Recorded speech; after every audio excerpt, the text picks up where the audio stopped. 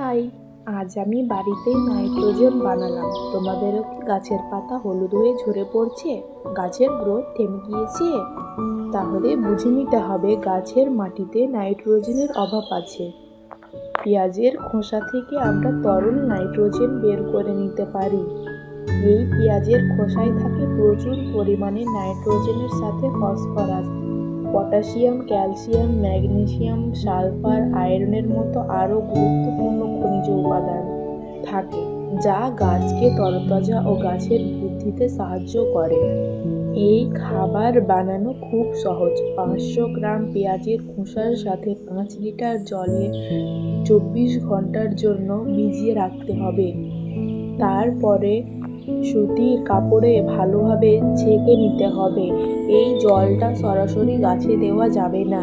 এই জলটা 1 লিটার নিয়ে 5 লিটার জলের সঙ্গে ভালোভাবে মিক্স করে নিতে হবে। এবারে গাছে দেওয়ার জন্য একেবারে রেডি।